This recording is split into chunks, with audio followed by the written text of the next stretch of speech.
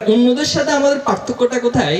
অন্যদের সাপোজ যদি কোথাও থেকে 10 টাকা অর্থায়ন আসে, তো সেই 10 টাকা থেকে প্রোগ্রামের জন্য ব্যয় হবে কয় টাকা? 10 মানে 2 টাকা, আর বাকি 8 টাকা কোথায় যাবে?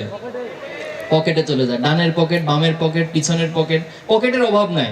আর এখন তো কিছু মোবাইল মানে প্যান্ট পাওয়া যায়, তো এখানে আরো বেশি পকেট। তো এই জন্য বিভিন্ন পকেটের হক আদায় করতে গিয়ে আসলে যেটা আসে সেটা বাস্তবিক জায়গায় খরচ করতে আর খুব বেশি থাকে না। কিন্তু ছাত্র শিবির বাস্তবতা হচ্ছে, কোথাও যদি 10 টাকা একটা প্রোগ্রামের জন্য বরাদ্দ হয়, সেখানে যিনি ওই টাকা মেইনটেনেন্সের দায়িত্বে থাকেন, তিনি নিজের পকেট থেকে আরো 2 টাকা দিয়ে সেটা 12 টাকা হয়। এই 12 টাকা যখন প্রপারলি ইউটিলাইজ হয়, তখন সেখানে আল্লাহ তাআলার একটা বারাকা আমাদের জন্য চলে আসে। বর্তমানে এই জেনারেশনকে একটা শ্রেণী বোকা ভাবে, তারা মনে করে যে তাদেরকে যা বলবো তারা সেটাই মুখ বুঝে চোখ বুঝে গ্রহণ করবে, কিন্তু বাস্তবতা তো তা না। বাস্তবতা হচ্ছে এখন তথ্যের অবাধ প্রবাহ, সবার কাছে তথ্যগুলো যায়, সবাই অবজার্ভিং ক্যাপাসিটি অনেক বেশি।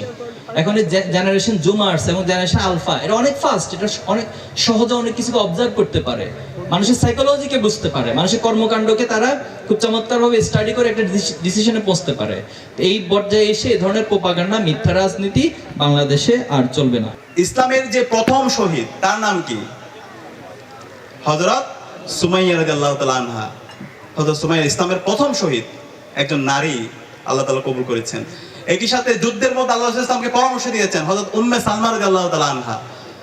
আল্লাহ রাসূল সাল্লাল্লাহু আলাইহি ইসলামকে পরামর্শ দিয়েছেন হুদায়বিয়া সন্ধির সময়। হযরত ফাতিমা রাদিয়াল্লাহু তাআলা আনহার আমরা জ্ঞান অর্জনে তার অবদান এবং সমাজে নারীদেরকে নিয়ে তার কাজের বিষয়গুলো আমরা জানি।